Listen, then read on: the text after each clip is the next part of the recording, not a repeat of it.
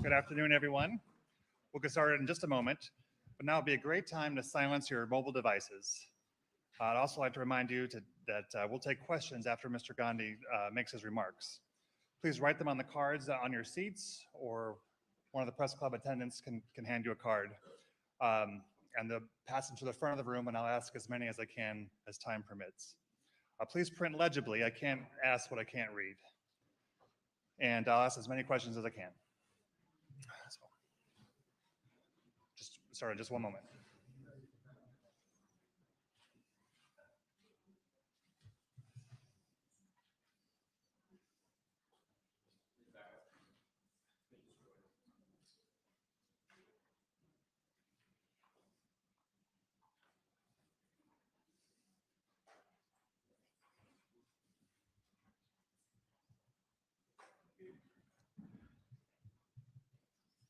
Okay.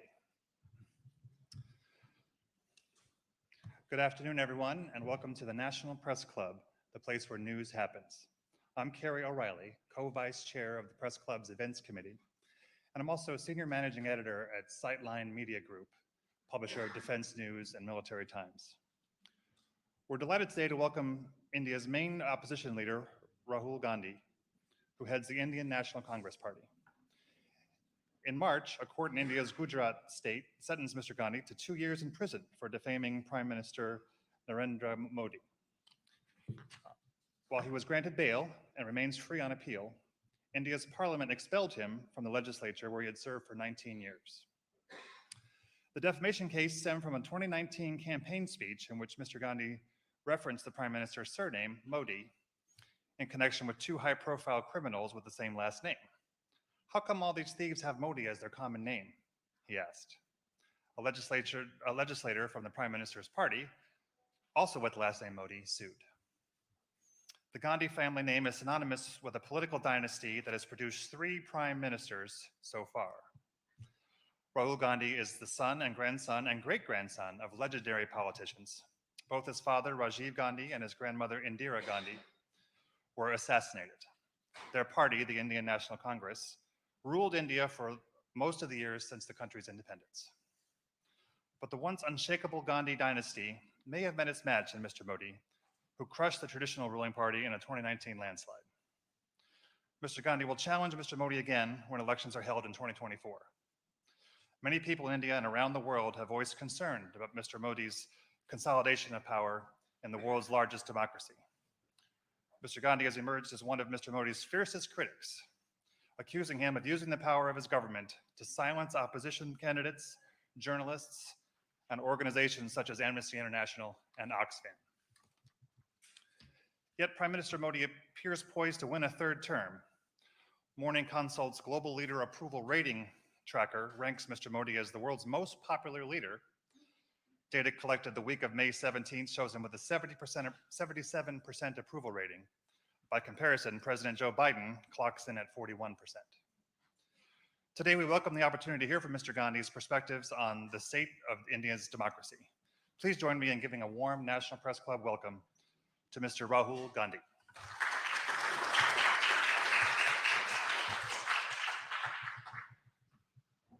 Do you want to make some remarks, or we'll just go right into questions? Yeah, we could. Thank you very much for inviting me here. Certainly. I believe my great-grandfather came here, and my grandmother came here, my father came here. So it's an honor for me, and I'm looking forward to your questions. Okay. Let me just remind everyone that I'm happy to take your questions, but please write them on the cards provided and hand them before. Shouted questions will not be picked up by our microphones, and if you disturb this proceeding, we will be escorted out. So just want to make that clear. Okay, so since Mr. Modi has come to power, India's economy has improved, according to independent economic assessments. What's your take on the current government's economic policies? Have they improved the country's position? What we see on the ground is massive unemployment and dramatic increase in prices. And this is one of the reasons we won the Karnataka election, was that there was a feeling in India that there is a set of people who have a huge amount of wealth, and then there's a large mass of Indian people who are poor and struggling. Huge income disparities and unemployment. I think it's a 40-year high for unemployment. So to say that the economy is doing well, I don't quite agree with it. And are there particular policies that are cause for concern or that should be changed? I think the central difference between how we see it and how the BJP sees it is we believe in decentralization of power. We believe in supporting the small and medium industries, and we believe that they are the engine of growth in India. And they tend to concentrate power and wealth in few limited people. So that's, I would say, broadly, that's the difference in the economic perspective. If your party were to return to power, what changes would it seek to implement to ensure the rights of minorities in India?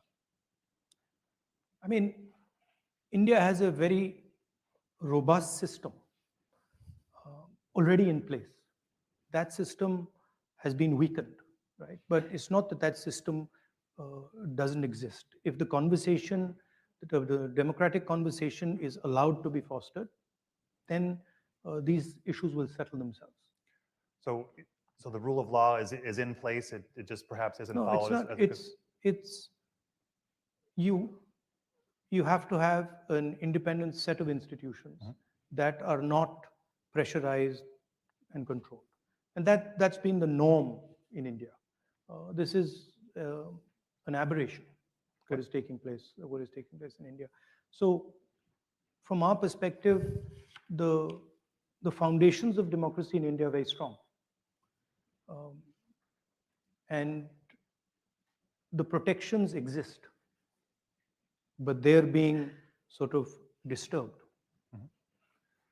And you see that if Congress came to power, they could quickly be restored. I mean, quickly, I don't know, but the Congress Party is the institution that conceptualized them in the first place, right? So we don't view them as our institutions. We view them as institutions of the state. And so we ensured that there was independence and neutrality in these institutions. And it's not difficult to do if that's what you're trying to do. Let me ask you about, well, again, welcome to the Press Club. And let me ask you about press freedom, very important issue for us all. I should, full disclosure, my colleague, Vivek Raghuvanshi, was arrested several weeks ago and charged with, and accused of espionage. He's an Indian citizen. And what does that, he's been working for my company for more than 30 years and as a journalist. And I wanted to ask you what that says about the state of press freedom in India when someone can be just accused of, even after, if someone with such a reputation can be accused in such a cavalier manner.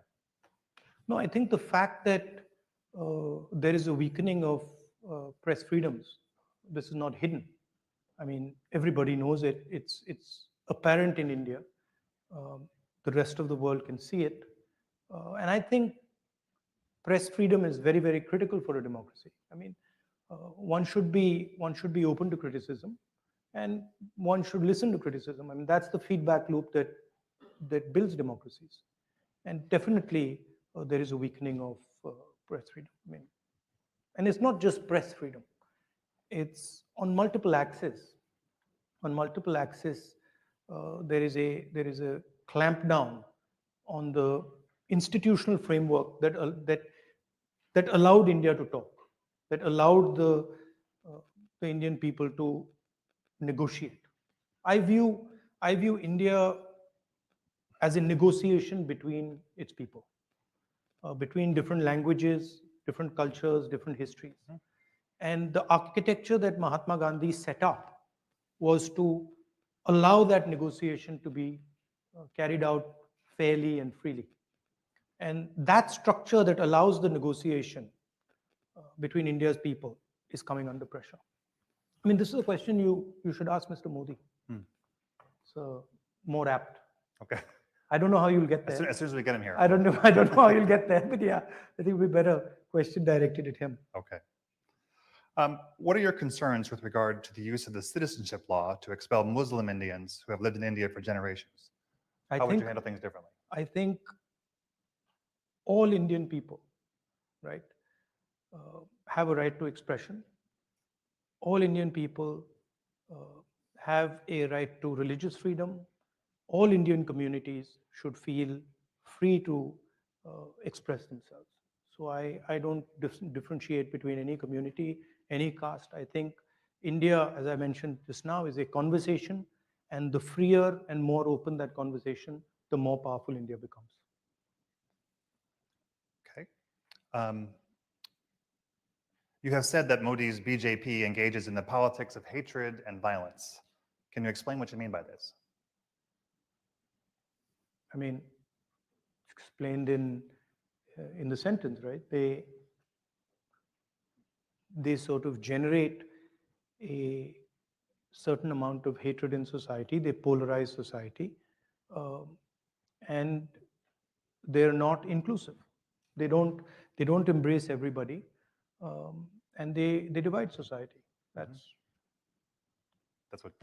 yeah, and that's damaging in my view to India, because India has always had a tradition of conversation, of openness.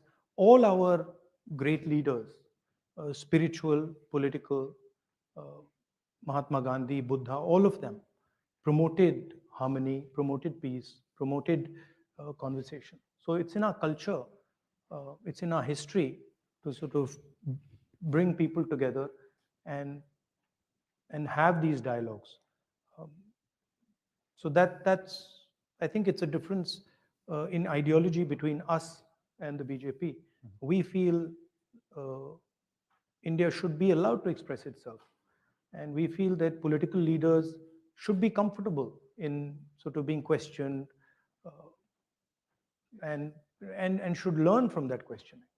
So, I mean, it's just a difference in viewpoint. For such a divisive figure, Modi maintains very high levels, in fact, worldwide high levels of popularity. Why do you think that's the case? Why do so many Indians support the Modi government? I mean, there is a definite capture of the institutions of the country. There's a definite capture of the press in the country. I'm not convinced that I don't believe everything I hear. I walked across India, walked from Kanyakumari to Kashmir, and talked directly to millions of Indian people, and they didn't seem very happy to me. And they were very clear that there were serious issues with regards to unemployment. There was massive price rise. So there was an angst in the people. And look at the Karnataka election, and wait and watch the next 3 or 4 state elections. That, I think, is a better indicator of what's going to happen. You're here in Washington. Washington has a cozying up, if you will, to the Modi government. Do you feel like this is a mistake? Do you feel like this is not a U.S. should pursue Who am I to advise? Policies? Who am I to advise Washington on what they want to do? I mean, it's their choice. They have to decide about these things. It's pretty clear from our perspective where we've got to go. There are certain values that we protect, and we're very serious about protecting those values. As I said, the conversation between the people of India, the idea that all Indians should have space, equal expression. These are things that for us are non-negotiable, and we fight for them, and we pay the price. What is your, I have a comment from the audience here. What is your reaction to Prime Minister Modi's statement that not an inch of land has been lost to the border with China? And can you talk about India's relationship with China and how it's changing? I mean, the fact of the matter is China is occupying our territory. It's an accepted fact. I think 1,500 square kilometers, land the size of Delhi is occupied by them. And I think, it's absolutely unacceptable. Prime Minister seems to believe otherwise. So I don't know. I mean, maybe he knows something we don't know. I'm going to ask about Kashmir. India is positioning Kashmir as a tourist destination, while certain populations are persecuted. Do you see this as the path to prosperity for that region? No, I think everybody in India has a democratic right. Every single person in India should be allowed to be part of the conversation. I think there are things that can be improved in Jammu and Kashmir with regards to that conversation, and we are committed to improving the conversation, the democratic conversation in Jammu and Kashmir. Says you talked about secularism and democracy while opposing the Hindu party BJP. However, Congress in Kerala has been in alliance with the Muslim party, Muslim League in Kerala, the state from which you were MP for more than, the state you are the MP for more than 70 years. Muslim League is a completely secular party. Right. There's nothing non-secular about the Muslim League. Questions are a little disjointed. Sorry about that. I think the person hasn't studied the Muslim League. Back to politics. How united is the opposition in India, and why isn't Congress supporting Kejriwal on the ordinance issue? No, that's an internal discussion we are having. The opposition is pretty well united, and I think it's getting more and more united. We are having conversations with all the opposition, and I think quite a lot of good work is happening there. Okay. Yeah. It's a complicated discussion because there are spaces where we are competing also with the opposition. Mm-hmm. So it's a little bit of give and take is required, but I'm confident that will happen. Okay. So given the electoral strength of the BJP, would Congress now be willing to consider being part of a coalition government that it does not lead? Well, these are questions that need to be asked to the Congress president because he's the decision maker. I think the Congress party will do very well in the next election. Mm-hmm. I think it'll surprise people because I think there is a hidden undercurrent building, and I think will surprise people. And I'm not entirely convinced about this idea that Mr. Narendra Modi is going to win the 24 elections. I think it's not as simple as people make out. If you just do the math, a united opposition will defeat the BJP on its own, mm-hmm. without any, electoral math. What can the international community, what role is there for the international community in to prevent a slide towards authoritarianism? It's our job, right? It's our business, and it's our work to fight the battle for democracy in India. Mm-hmm. And it's something that we understand, we accept, and we do. But the thing to remember is that Indian democracy is a global public good because India is large enough that a collapse in democracy in India will have an impact on the world. So that's for you to think about how much you value Indian democracy. But for us, it's an internal matter, and it's a fight that we are committed to, and we're going to win. President Biden will host Prime Minister Modi for an official state visit later this month. The White House said in a statement, the visit will strengthen both countries' shared commitment to a free, open, prosperous, and secure Indo-Pacific, and deepen strategic partnerships in defense, clean energy, and space. What impact do you see the visit having? I mean, let's see what happens. Let's see what happens in the visit. Um, I think let the Prime Minister come here and let the visit take place, and then let's see. I don't want to sort of prejudge this. Yeah, but I do think the relationship between India and the United States is very, very important. Um, I think it's also important that we broad base the relationship. It's important to uh, have a defense relationship, but I think we need to also consider other areas, and we need to have a vision for other spaces other than defense. Do you see India as a, a center between Russia and China and U.S. interests? Do you see it benefiting from the interplay of these countries, or do you see it taking almost a leadership role in the Indo-Pacific in terms of economic issues? Or Look, India has to do what's in its self-interest, right? And that's what will guide us. But as a people, we are committed to a democratic vision. So I myself am not entirely convinced about the sort of autocratic vision that is being promoted. And I think that it's very important that democracy is protected on the planet, right? So India has a role there. India, of course, has its view on things, and I think that view should be put on the table. But I don't think one should think about these things as, oh, you the center of things. I think that would be arrogant. We understand the strengths that we bring to the table, right? Democratic values,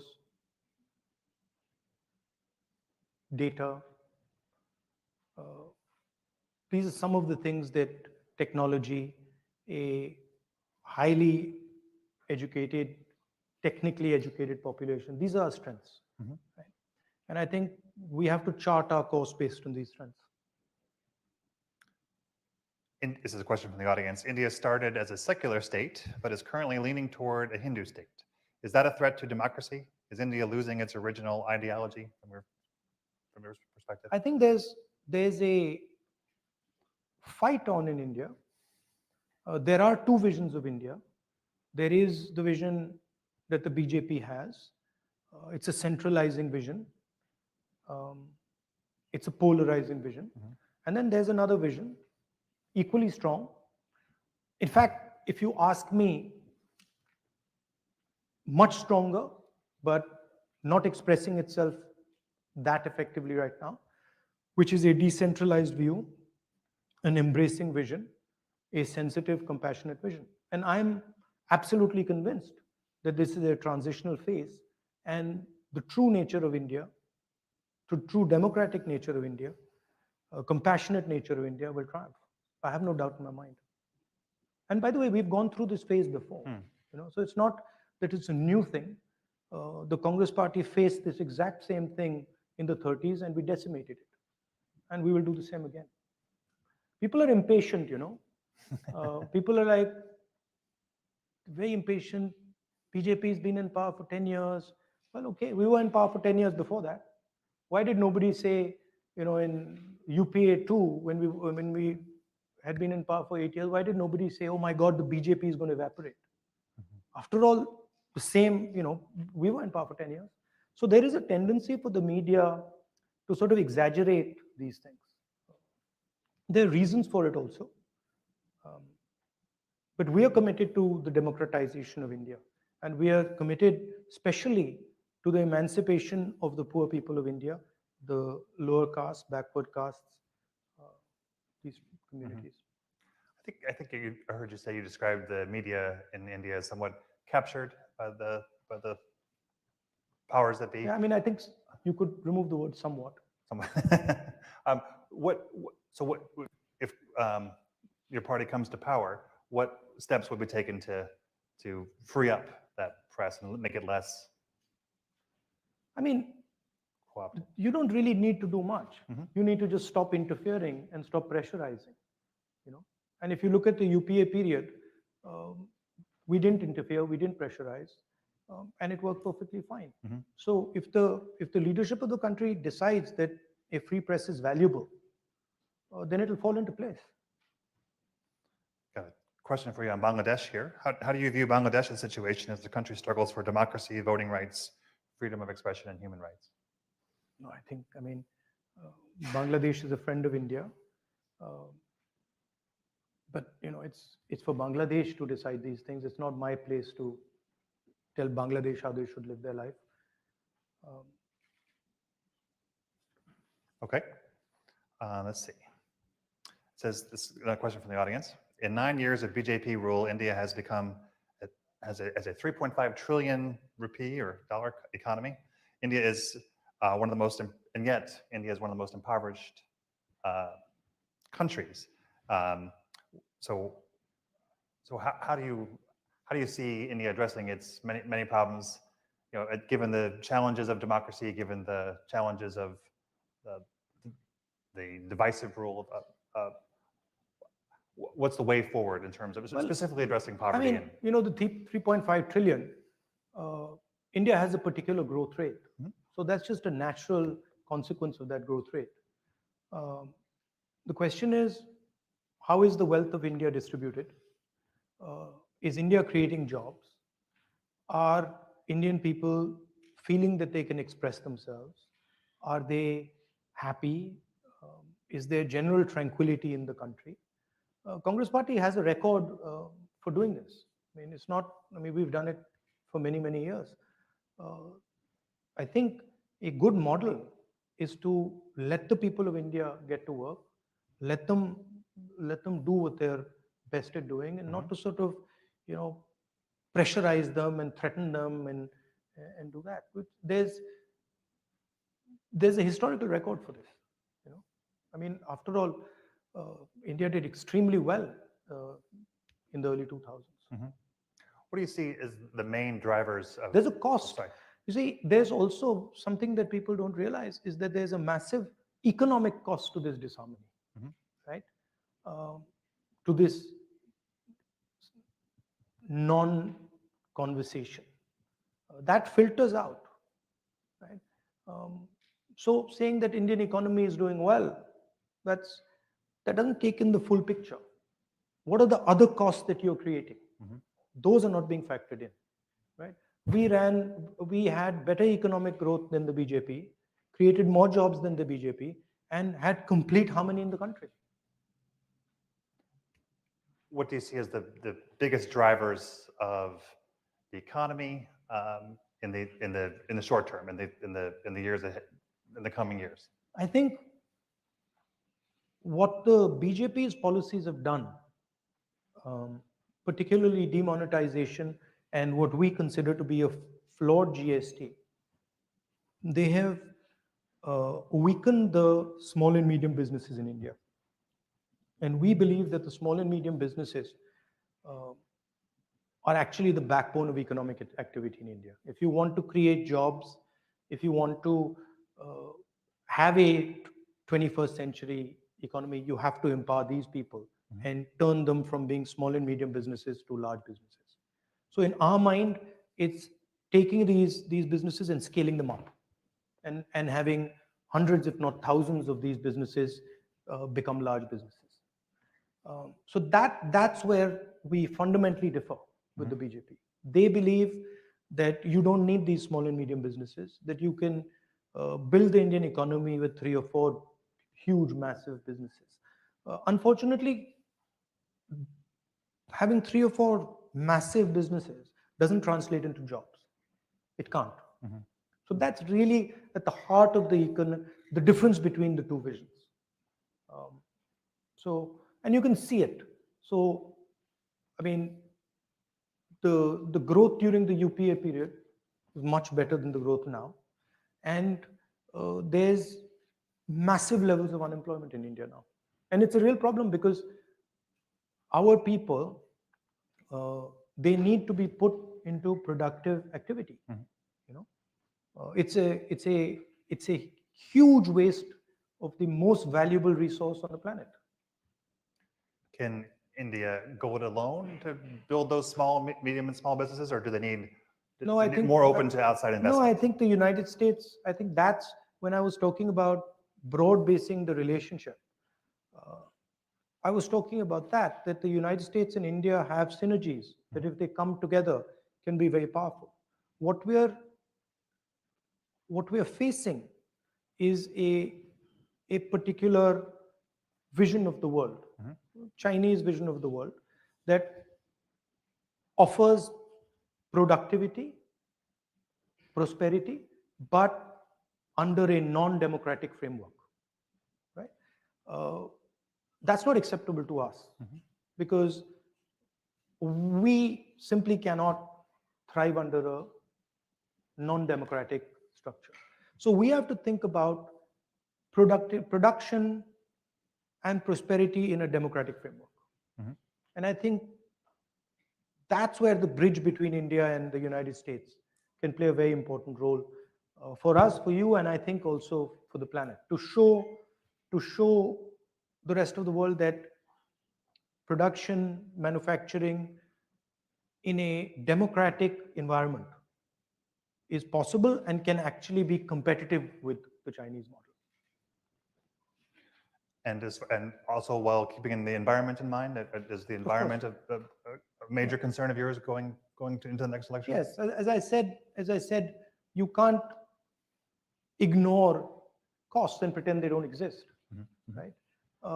And when you're thinking about these things, you don't want to think about them in the 1 year, 2 year, 5 year time frame. As a country, you would like to think about them in a 20, 30 year time frame. And if you're looking at that span, then the environment is fundamental. You can't get away from it, right? Saying that, the world is in a transition. So we are moving from internal combustion engines to electric motors. There is an energy transition taking place. So we have to adapt ourselves to benefit from those transitions. And I think India is very well placed to do that. Would you consider a big increase in exports one way to measure that, or is it really about innovating the economy to take advantage of these new technologies? It's both, right? If India starts manufacturing, starts producing, it will start to export as well, right? I think there is a opportunity for India to successfully compete with the Chinese on manufacturing. We might not end up doing it the way they do it. So we might not end up having huge factories. We might end up having smaller factories with high technology embedded in them. So the system will probably look different, but the end result would be similar, that we would compete with China and you would see made in China and you would see made in India. Can you do it without more Chinese investment? Is there enough money coming in from elsewhere? Yeah, no, that's where the India-US relationship should be looking. I mean, that to me is what the conversation should be about. How do we build this alternative production system, alternative manufacturing system? And I think there's a lot of interesting things there because of our size, because of data, because of our technological capabilities, your technological capabilities. So I think the strengthening of the bridge between the United States and India and the widening it,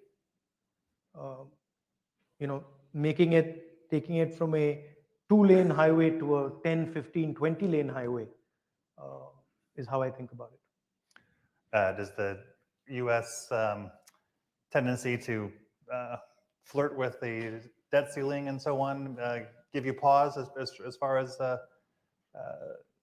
partnering with America in the long these term? Things, there are always stumbling blocks. There are always relationships like that between the United States and India. They will move very fast and they'll slow down. They'll move very fast. But as long as the progression is in the right direction and you're focusing on the right things, I think you'll end up resolving the problem. A couple more questions from the audience here. If you believe the BJP pushes hard propaganda, how do you tackle the government messaging heading into 2024? Well, we had been struggling with this for some time, and we came across this very simple idea, which was to walk from Kanyakumari to Kashmir, and it was shocking at how effective that idea was. I was just frankly blown away, because when we went directly to the people, no amount of force worked. I mean, the BJP was trying everything they could to not allow the yatra to be successful. It didn't work. So it was very interesting. I think all this propaganda doesn't work if you go close to the people. If you're far from the people, it's very easy. But once you start going close to the people and you start having conversations, you start walking on the streets, you start physically meeting people, it doesn't work. It's quite a revelation to me. And I think it sort of made me understand what Mahatma Gandhi was doing with, the Champaran movement or the Dandi March. I think, as I was saying in Stanford yesterday, in the West and in India, there is a distance between the people and the political class. And I think that's where the propaganda comes into play. If you bridge that gap, it's very difficult. But can you get your message out with the media? We got the message co-opted? out with the Yes. yatra in an explosive way. I mean, fantastic. So the people of India are hearing your message. Loud and clear. Yes. And I mean, it's obvious. It's obvious to every single person in India that the yatra, the message of the yatra, India needs to stand united. India needs to work together. Resonated with BJP people. Some days back, I was somewhere and I had one of the spokesmen of the BJP who just bumped into me, and she said that this was a very powerful thing that you did. All right. Why should religious minorities see your party as an alternative to the BJP's politics? Because it's not just religious minorities, it's everybody. Because we give space to all ideas in India, all communities, all religions. Our party is, and the design of our party and our original designer, Mahatma Gandhi, designed the party to be based on truth and non-violence, compassion, affection. So it's a completely different philosophical architecture than the BJP. Yeah. It's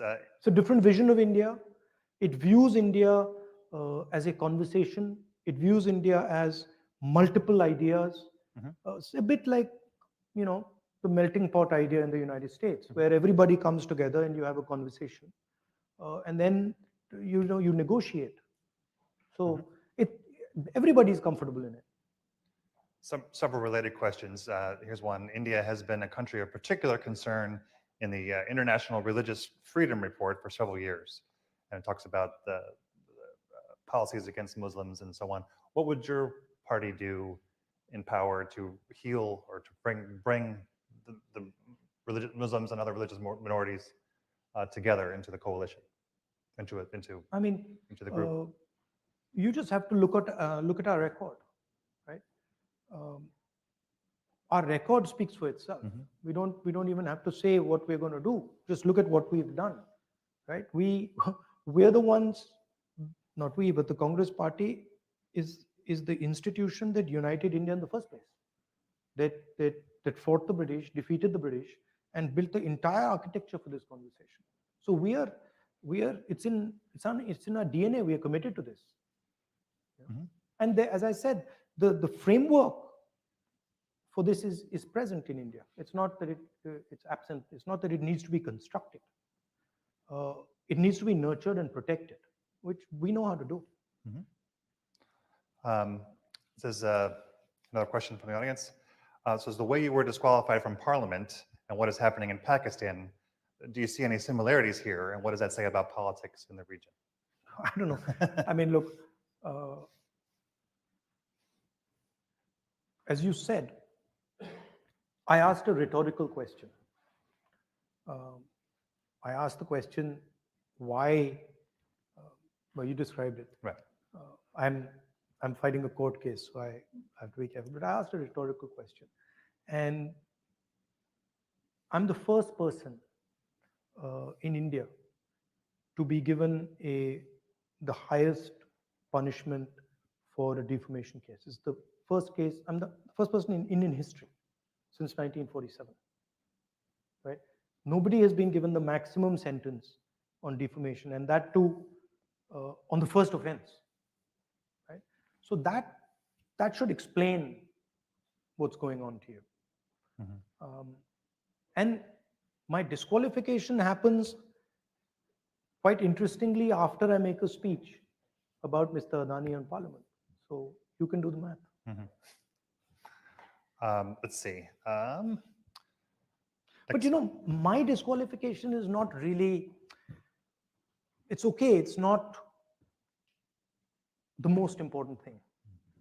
The most important thing is the thousands and thousands of other voices, civil society, government, bureaucracy, who are being frightened into submission.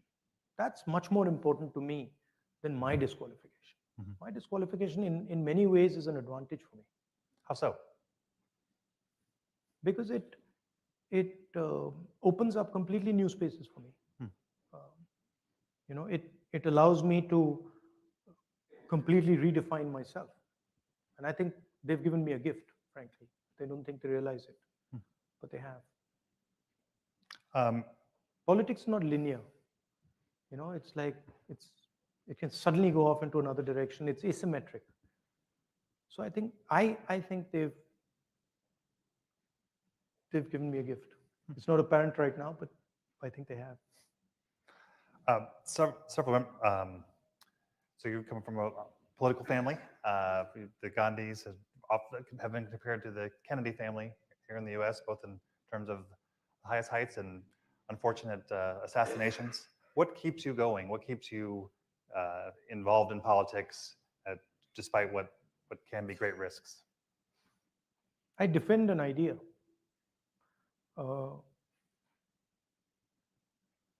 I love the people of my country. In particular, the people who are struggling. I have a bias towards them. And I completely empathize with their struggle. It disturbs me when I see the pain in India. And I have no choice, because that creates a response, emotional response in me that I can't fight. So this is natural. And also, I've grown up with a sort of narrative about my country, Gandhian narrative of what the country is, what it should look like, what is important. So that's what drives me. I'm not concerned really about threats of violence and assassination and stuff. I mean, everybody's got to die, So, I mean, that's what I learned from my grandmother and my father. So, you don't back down because of something like that. Here's a question that just in. India's relationship with Russia has been controversial since the war in Ukraine began. How would Congress administration handle this relationship or the situation in Ukraine differently? I don't know if you like my answer, but I think similar to how the BJP would or did. We would be responding in a similar way to BJP. Yeah. Okay. Because we have sort of a relationship with the Russians that can't be denied. It is there. So I think our policy would broadly be similar. from your perspective, has the relationship with Russia changed since the war in Ukraine began?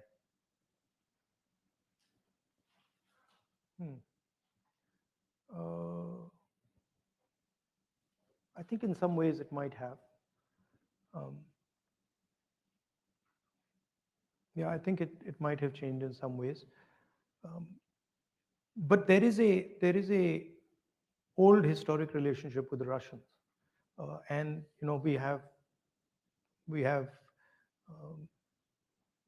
we buy weapons from them. So there are also those type of reasons for this. Mhm. Yeah, but I don't think a Congress government would be dramatically different than what the BJP is doing right now in terms of Russia. Got time for a couple more questions. Let's see. You've asked a lot, huh? Oh, yeah. You've got through Look a at the lot. stack. There's a lot of interest here in you, sir. You've compared. So I'm going to butcher these names. Please forgive me. You have compared with Guru Nanak Udasis driving your speech in San Francisco while the SGPC has raised questions on your statement. What would you say Sure. to? Do you know what this is referring to? I'm sorry. I promised you I'd ask. So. No, I don't know. What is Udasis? As you compare with Guru Nanak's Bharat Jodo Yatra and SGPC raised questions. Okay. So Sorry, thank you. I'll explain it. So I said that the tradition of a yatra or a walk is a very deep tradition in India, and I said that many great people have used this instrument of a walk.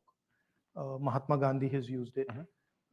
Guru Nanak has used it, and as an instrument of conversation and as an instrument of understanding. So I think they're saying that I shouldn't compare the Bharat Jodo Yatra to walks that Guru Nanak and Mahatma Gandhi took, but I wasn't doing that. I clearly said that, look, I draw inspiration from these great leaders and what they did, and there's no question of comparing this walk to their walk, but I think they've misunderstood it. I see. Yeah. What is your message to the Indian people as to why they should support Congress in the next election? Is it about economic achievement? Is it about tolerance? I said in my yatra, I'd say it in Hindi, नफरत के बाजार में मोहब्बत की दुकान खोलो. You speak Hindi? I wish I did. So नफरत के बाजार में मोहब्बत की दुकान खोलो. In a market of hatred, open a little shop of love and affection. So I believe that India needs to be in harmony. And I believe that India needs to be able to express itself to truly succeed. Right? If you, I don't know of one case where somebody who's angry or somebody who's full of hatred has had an expansive imagination. And India needs an expansive imagination. India needs to dream big. And you can't dream big if the people who are leading you are angry, are violent, are engrossed with hatred. So I feel India has a great opportunity, huge opportunity, which can transform the lives of millions and millions of Indians.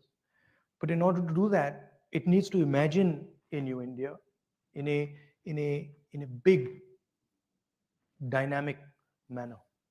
And I think in order to do that, India needs to be in harmony. India needs to start talking to itself. India needs to respect itself. So that would be one element of it. Hatred doesn't work. You know that. Your country knows that better than anybody else. Hatred has never worked. Might work for 6 months, 1 year, and then it collapses on itself. Affection, love always work. They have. I mean, that's what we've been told by the great leaders. All right. Well, I want to thank you for joining us today at Thank you. the club, and thank you for answering so many questions. This Are you was inviting the perhaps, Prime Minister? perhaps a Inviting record. the I Prime Minister absolutely over? will invite for his turn. I look So. forward to hearing it. I also wanted to thank Bill McCarran, Cecily Scott Martin, and Poonam Sharma for their role in bringing this together, and in the perhaps your members of your family have received this in the past, but Oh, have they? as a thank you, this is our Okay. press Thank you club very mug, much. highly coveted. Perhaps That's nice. it can go on the mantle. You know, I was actually looking for a coffee mug. Okay. Excellent. Thank you. Well, thank you very much. Thank Thank you. you.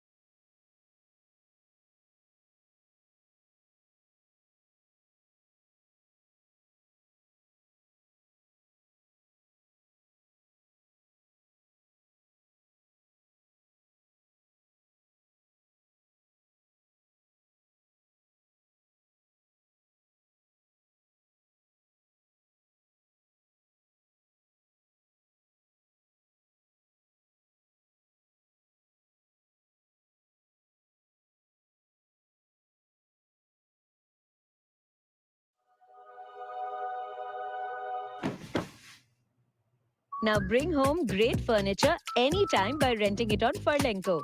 Over 300 great designs delivered in 72 hours for free with damage protection. For Lenko, great homes start with great furniture. Rental starting from rupees 399 per month. If you look at the history, Jews lived in India for 2,000 years. About 900 Indian soldiers are buried in the soil of Israel. Mm-hmm. They fought before Israel was there with the Brits against the Turks.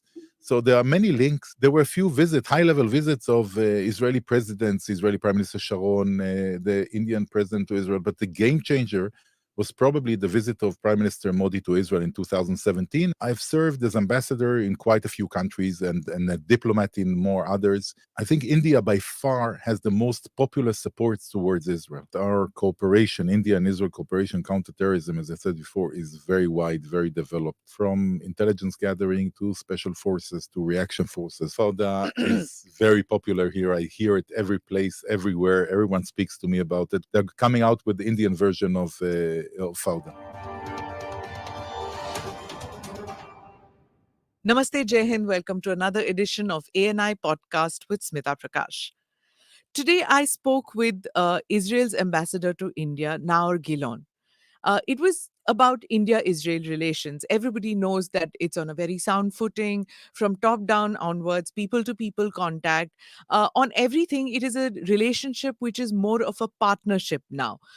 Considering that there was a time that even on our passports, it said, not valid for Israel. We didn't even recognize Israel formally. We didn't have diplomatic relations with Israel. From that era, which was in the Cold War era, from that we have really come forward to partnership at so many levels.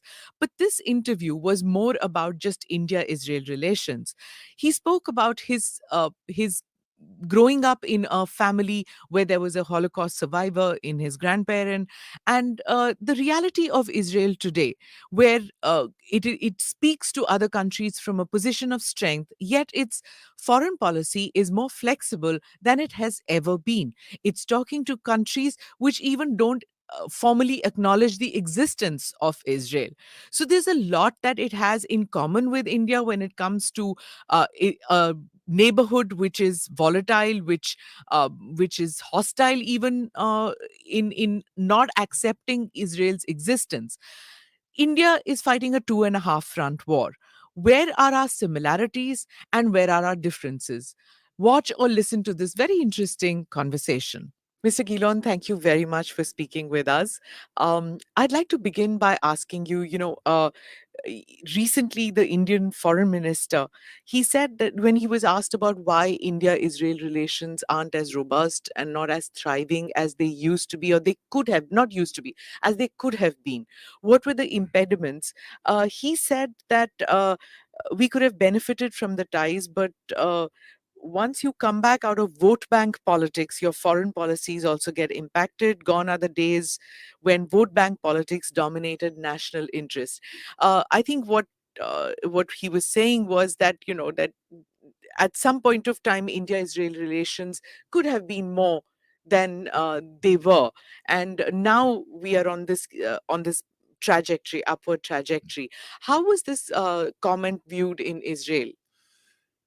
I think it's probably reflecting the situation as it was. If going back to our relations, Israel was established a few months after India, and David Ben Gurion, our first prime minister, saw India, or the Indian movement, as a sister movement, as a role model. He himself was practicing yoga and was very close. If you go to his house in Sde Boker, in the Negev desert, where he lived his last years, you